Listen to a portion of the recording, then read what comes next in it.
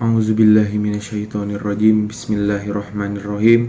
Assalamualaikum warahmatullahi wabarakatuh.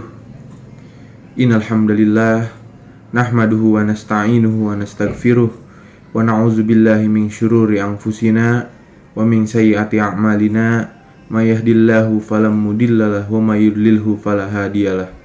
Asyhadu an la ilaha illallah wa asyhadu anna Muhammadan abduhu wa rasuluhu la nabiyya ba'dah.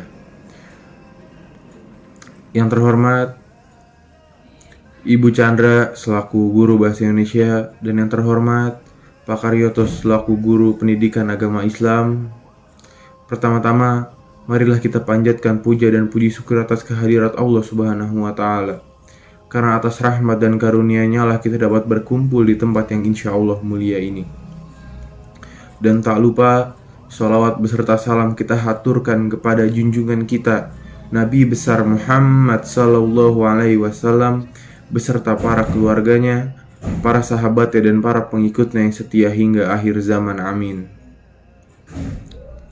Keutamaan berbakti kepada kedua orang tua.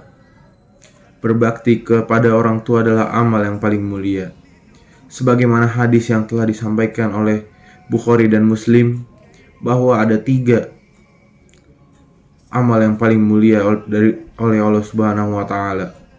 Yang pertama adalah sholat pada waktunya atau sholat tepat waktu. Yang kedua adalah berbakti kepada kedua orang tua. Yang ketiga adalah jihad di jalan Allah. Oleh itu, maka berbakti kepada orang tua adalah suatu amal yang paling mulia di hadapan Allah Subhanahu wa Ta'ala. Maka berbaktilah kepada kedua orang tua. Bahwa ridho Allah tergantung pada keridhaan orang tua. Dalam hadis yang diriwayatkan oleh Imam Bukhari dalam Abdul Mufrad, Ibnu Hibban, Hakim, dan Imam Tirmizi dari sahabat Abdillah bin Amr bin As radhiyallahu anhu, dikatakan bahwa Rasulullah SAW bersabda, ridho Allah tergantung kepada keridhaan orang tua, dan muka Allah tergantung kepada kemurkaan orang tua. Hadis riwayat Bukhari. Dalam Adabul Mufrad Ibnu Hibban 2026 Mawarid. Selanjutnya bernilai jihad. Berbakti kepada kedua orang tua senilai dengan jihad fisabilillah, sehingga pada beberapa hadis beliau menganjurkan orang yang akan berjihad untuk berbakti kepada kedua orang tuanya dahulu. Dari Abdullah bin Ash, ia berkata, seorang laki-laki datang kepada Nabi Shallallahu Alaihi Wasallam lalu meminta kepada beliau untuk berjihad. Maka beliau bersabda, apakah kedua orang tuamu masih hidup? Ia menjawab, iya. Beliau pun bersabda, maka bersungguh-sungguhlah dalam berbakti kepada keduanya. Habis riwayat Al-Bukhari dan Muslim.